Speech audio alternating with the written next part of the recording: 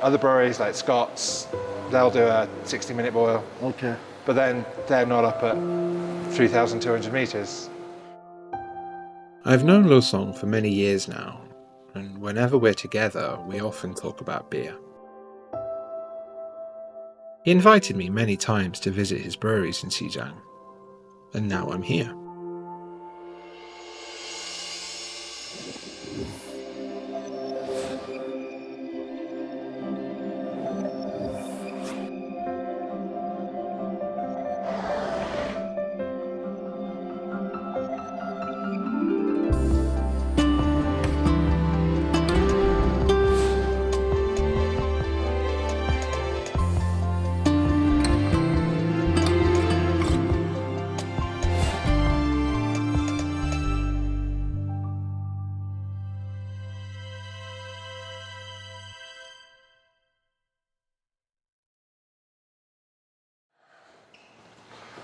You've got to separate everything off. Yeah. You know, Wild West in Chengdu, you've got the brew house and the fermenters and the packaging line have all got to be separated out.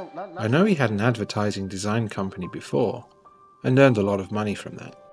Then he went abroad to learn how to make beer, and to keep learning online.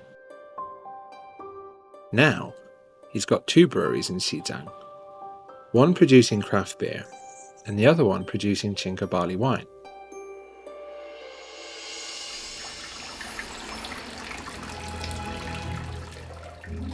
The most interesting thing is seeing the similarities between what I do as a home brewer and what he does as a professional. Am I doing similar stuff to him? And what can I learn from him? As a home brewer, while I understand the basic principles of brewing, the mashing, the boiling, and all of that, we tend to make things unnecessarily complicated to make ourselves feel smart. And then, when you go to a commercial brewery, they don't do any of that. They're making great beer because they're keeping things as simple and as streamlined as possible. That's very yeasty. Yeah. Won't be drinking it, but that's a lot of yeast. Have a look at that. Still fermenting. So you've got all the yeast particles just bubbling away in there. That'll be a nice one when it's done. Obviously very different to my homebrew setup, which of course you saw. My homebrew setup's a lot smaller, a lot simpler. And obviously I can only really do 50 litres at a time compared to, say, 2,000 litres a time here. I have a little extra space out there. Yeah. This is like This is what, 5 tons. 5 ton? Yeah, so we're thinking about adding 2, maybe 6. To be honest, it's not really the drinking that I enjoy the most. It's the process, and particularly the sharing as well. While we enjoy drinking, we would have done that anyway. You know, we're over 3,000 meters here, and that presents unique challenges to how he has to think about hop utilization. So, you know, it's a unique challenge up here, and so it's really interesting to see, you know, how they overcome those challenges. Remember last time you visited Chengdu, Okay. we visited Scott, and he's got the same. He's got 2 little baby ones, normally for hop experiments or yeast experiments. And as a home brewer, well, I'm doing that size batch anyway. How different breweries are handling different challenges and different markets and, you know, different brewing conditions. It's really, really interesting, and just how as a home brewer I can maybe learn something from that and put it into, you know, my home brewing. Yeah, it's good. Drinking is, for me at least, a cultural representation, a form of social interaction. Like English hops, but a New World hops. Okay. So I just done a golden ale with Godiva, which is a New English hop, and I got some Harlequin, which I'm going to try out in English IPA. All right. You're producing out here. All the barley comes from these fields, right? Yes. Yeah. So they have several different types of barley. Yeah. One is almost like brown. Yeah. So I found the brown one cooked so much faster than the white one, than Right. the regular normal one. Yeah. So I tried like 5% of the dark brown barley Yeah. to mix it with the other white ones. Yeah. The color is great, and I think it also brings a little bit sweetness into it. So it's almost like a caramel. Yeah. Yeah.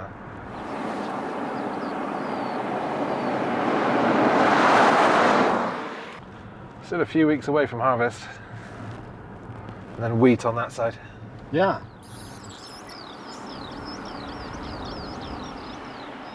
The very first time I actually tried Chinka barley wine was in 2021 in Shigatse. Shanna is kind of famous for growing this type of barley. Yeah. They have a very long history of brewing the local barley wine, and what they do is usually mix maybe like 5% of this brown with this white one. Instead of rice, you're using the barley, the local barley, but it smells very much like a fermenting mijo. Like everything's got. I like it because I like rice wine as well. They're both produced in very similar ways, but the barley wine has a much deeper and more complex flavour.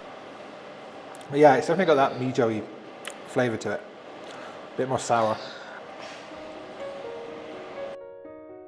Of course, each barley wine you get from different places are all going to be different, because the local conditions greatly affect the flavour.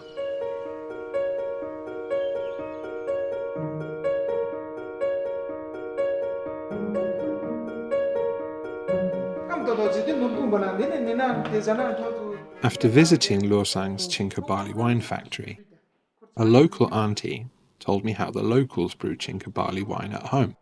1 month ago. Yeah. And when she cooked the barley, she intentionally overcook it, almost like make it to like a roasted barley. Ah. So she doesn't need the brown barley. She will cook it Just turning to make it. those natural starts caramelize those Yes, natural yes, starches yes, and yes. sugars. Yeah.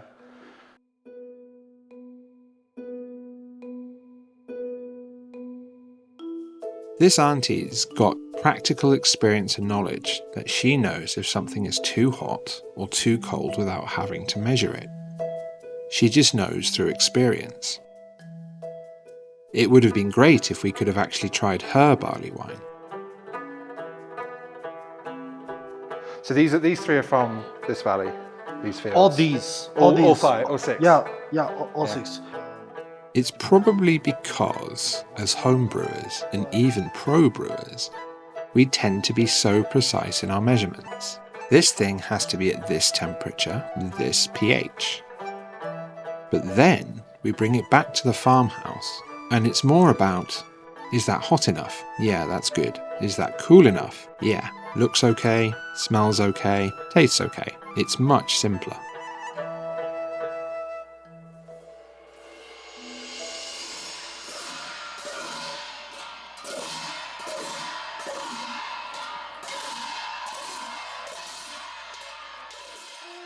I was fortunate that while we were up in Shannan, we chanced upon the local people's Wangor festival.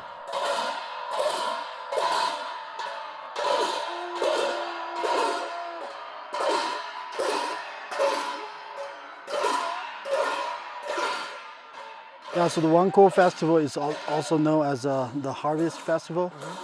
It's a Tibetan celebration that marks the end of the farming season. It's usually held in June, according to Tibetan calendar. Okay. Yeah, so we're really lucky today. Yeah. Yeah, it's held only once in a year, so we are here.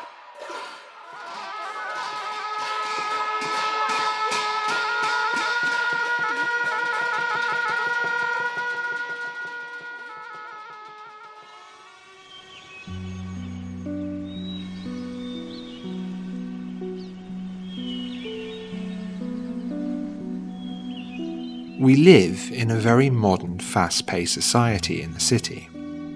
And I think, living in that kind of environment, we've lost that connection with nature. But we've also lost that connection with where our food comes from and where we come from. Up in these villages, traditions like these are still going on. Local people keep those traditions alive. To come into the village and actually see the locals doing the circuit of their fields is very interesting to me, because while they're blessing the fields and hoping for a bountiful harvest, it gives them an opportunity to look at their field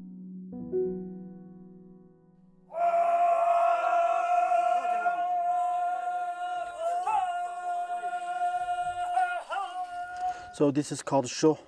Sho. Sho in Tibetan means dice, right? The whole purpose of this game is to let all these units go past these... the shells. Yeah, the shells. So if you move to over here, the next turn, if I make like, if I do like 6, I will kill you. Then you're gonna have to drink. That's 7. 7 is actually really good. Yeah.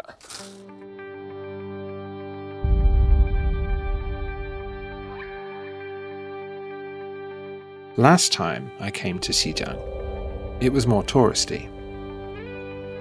I did Lhasa with the Patala Palace and Drepung and Sera Monasteries and Bakor Street, and then out to Shigatse and the Tasilumpo Monastery there, and then out through the wilds to Mount Komolangma Base Camp. This time, I've seen a much more local aspect of Xizang. It's very, very different to other areas of Xizang that I've been to, which are much more wild, more, the landscape is much more harsh. And you look out across here and the feeling is it's much more gentle and it's much more peaceful. So you come up here and it's just all of a sudden it's just quiet. I can imagine 2,000 years ago, the king standing up on his balcony there, looking out and just looking at everything he's been trying to do and just getting a real sense of peace and calm from it.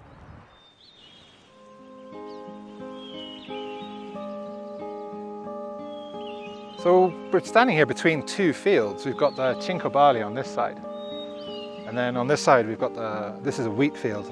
We can tell the difference just by looking at the heads. So this being a wheat head, the grain head, the head of it stands upright and it doesn't have these long hairs that the barley has, and the barley head is much heavier.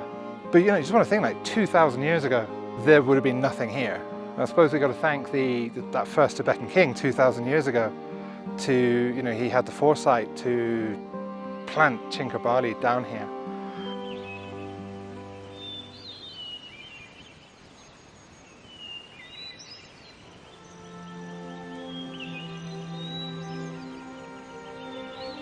Being in this type of countryside reminds me of my hometown when we'd be out walking through the fields. We have barley and wheat fields as well, and obviously we also brew beer. I love walking in the countryside. It's always nice and peaceful.